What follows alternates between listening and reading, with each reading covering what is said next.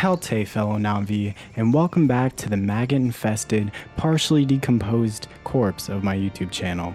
And today, we're going to be talking about the Avatar fan community once again. I don't know a word to describe it. It's taken people over in such a way that it's almost like a drug effect. Yes guys, we are going back into the hell pit I discussed in my last video where we talked about in depth the Avatar IP and the fandom as a whole. And yeah, it was kind of weird. Now when I first came out with that video, I decided to post it on various subreddits that were Avatar related or filmmaking related just to try to get my video some more traction. Sadly, that seemed to fail. But I did post it on the Avatar subreddit and got absolutely torn to pieces. And I didn't even know an Avatar subreddit existed, let alone know that it would be as popular as it was with so many people still posting. But regardless of that, I decided I would share to you guys all of the struggle that I went through with the Avatar community, and then we're gonna get back into the Avatar community and see maybe I'm in the wrong, maybe I'm the bad guy, maybe I have not been loving Avatar as I should be, so we're gonna try to see if they can convince me of that. So now let's get into my first interaction with an Avatar fan. Now brace yourself guys, this gets super intellectual, so if you don't have at least like 10 brain cells, I would suggest clicking off if you're not a Rick and Morty fan, if you don't watch Neil deGrasse Tyson on Cosmos, if you don't watch the Joe Rogan Experience. This may not be within your mental state, so let me get into this. Not liking something is fine, but pretending to have arguments for it like it's stupid makes me cringe. I like the editing, but the content is total garbage. Edit, does this look like a PS3 graphics to you? I will thank you for saying I have good editing skills. I am a golden god! Yeah! I am a golden god! Much respect. But, so yeah, he linked us a picture, and if you click on it, okay, now this shot looks good. It looks nice, it looks like a CGI film.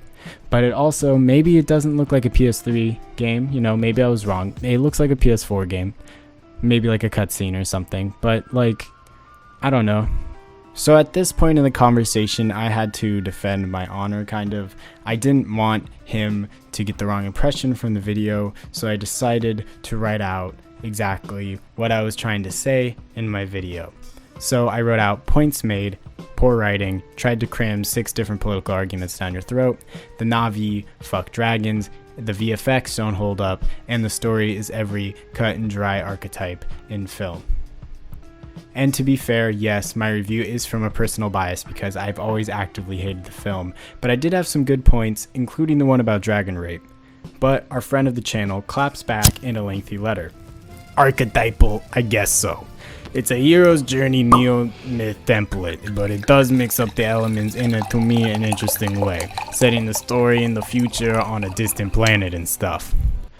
And okay, before I get into my next part of the video, I just want to start out by saying, yes, I made that video from my own subjective opinion, and yes, I'm trying to ruffle feathers. And yes, my video is me explaining my opinion on the film in a comedic way, and yes, I posted that video to the subreddit to ruffle feathers and to get a reaction from the fan base, because to me, it's absolutely hilarious. And my own opinions of disliking the film pissing off other people is kind of funny, especially when they're so diehard. But yeah, whatever college mythology course this dude took must have really helped him out with this comment, and I applaud him for using his education wisely. But a key point he made is that Avatar is original because it shakes up the setting of the hero's journey archetype, which is probably one of the least original things you can do in film. Hollywood has pumped out thousands of films that follow that archetype, and some are great pieces of work that use common myths to tell a story that audiences can relate to, but unfortunately, Avatar for me just doesn't do it justice or anything new. You have the dead relative motif, the call to the adventure, you have your old wise man, you have the plot ripped straight from Pocahontas and Ferngully, which makes the mythos of the hero's journey successfully done on film. And I could speak more on this, but I feel like we have a whole other paragraph to get through, and this video is already too long. Continuing on with this man's letter, he goes, VFX. This is not only clearly exaggerated, but also ignorant on any kind of development in film history. You don't look at effects in older movies, whether it's practical or CGI, and make fun of how stupid it looks. Respect the movie by considering the circumstances of its time. Of course, not everything in it looks great today, but is that an invalid argument? Movie techniques evolve over time, and every movie ages. So there's no ageless CGI. At one point, it will be all outdated, so it's a weak argument because it applies to any other movie older than 2 years and is always shifting. I understand Avatar was revolutionary for its time, and it was a huge part of CGI in film history, but look at a film like Jurassic Park, just as revolutionary as Avatar for its use of groundbreaking CGI, right? The film to this day still holds up because of its subtle use of CGI with animatronics to portray the dinosaurs in somewhat of a realistic way. Avatar is a film that mostly takes place in CG. A film will lose value if it is mostly made in CG. I also really dislike any film that relied this heavily on CG, thus swaying my opinion this way. I think I reserve full right to say that Avatar doesn't hold up because, yeah, the whole movie's in CG, so if everything you're looking at is the effects that can age, of course it's gonna look terrible. But I'm done trying to combat the Avatar fan base because obviously I knew exactly how they would react, and I was definitely looking to poke a bear a little bit, so and rather than rustling in mud, I'm just going to continue on with my journey through the Avatar fandom. After making a lot of virgins really mad, I realized that maybe I shouldn't be too harsh on the Avatar community. So the first thing we're going to get into is a thread called Ways to Cope with the Depression of the Dream of Pandora Being Intangible. So these are people that are looking for help to figure out how to deal with their Avatar related depression. So this all comes from a repost from someone named Zocano, and he said, I recently read on the Avatar Typepad blog that people are becoming depressed because of the movie. People are realizing that it's a dream that can't actually come true. I was trying to start a thread where people gave ideas on how to cope with it, as in reading Avatar stuff, writing about Avatar, painting, or whatever. Just give me some ideas and I'll try to help them out. Maybe people reading may even get some good ideas that'll help too. Okay, so then one of our boys, I'm not even going to try to pronounce his name because it's something in Navi, but you'll see, and like that it really matters anyway, but you'll see his name on the screen right here. He says, here's what I plan on doing. Lucid dreaming, planting a garden. I'm going to plant some exotic plants inside, of course. They wouldn't last outside up here, lol. Get an aquarium, learn Navi, get out into nature as much as you possibly can, avoid processed foods the Navi wouldn't eat, learn astronomy, find out what real Earth-like planets are out there. So his plan, first off, lucid dreaming, hopefully he can visit Pandora just like our boy James Cameron did. And he wants to plant a garden, probably using some exotic plants that look like some of the flora and fauna of Pandora. And he wants to get an aquarium because, I don't know, weird looking creatures maybe. That checks off the list on missing Pandora. He's gonna learn Navi, Kaltxì, the classic. That's all you need to know. Get out, and he wants to get out into nature as much as he possibly can, which is commendable. You know, actually, I don't. This is the one that I agree with the most. Getting out into nature is amazing for depression. Avoid processed food / stuff Navi you wouldn't eat. And yeah, this is also a good step for depression. Changing your diet can really help. I don't know so much about matching the food diets of the Navi, but yeah, not eating processed foods will definitely help with your depression. And then learn astronomy to find out what real Earth-like planets are out there. So yeah, I mean, I don't know how you learn astronomy enough to find planets. Maybe you need like a college degree for that. But yeah, otherwise, good steps for just battling depression in general, you know? So I will commend him on that. The phrasing was a little bit weird, but you know what? Good for this guy. So yeah, ideas. For me, going outside in a secluded place and laying down or walking around enjoying the outside world, the beauty of Earth with all the interruptions, planes, cars, construction, and listening to the sounds of nature. Very relaxing in my opinion. Okay, so far, the Avatar community is passing the vibe check. Like, I'm sure they're chill. Like, I'm sure they like to hang out. They probably listen to, like, Enya or something like that. And they probably just vibe. I mean, I want to find them saying that maybe they do drugs or something, but I've yet to find that. So far, yeah, Avatar, the Avatar Tree of Souls is passing the vibe check. I like doing that, but not so easily to do, unfortunately. I listen to the soundtrack a lot. I should really get an Avatar game, as to something for me to play during the wait for the DVD release. I also have made several posters of Neytiri using Poster Razor and then put them in my room, which always helps me when I'm feeling lonely and in love with Neytiri. Now that's the weirdest one. Yeah, they had us the first half, I'm not gonna lie. I don't know what to say except for the fact that that's weird, man.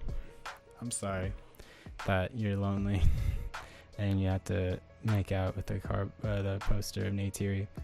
The real question is it life size though?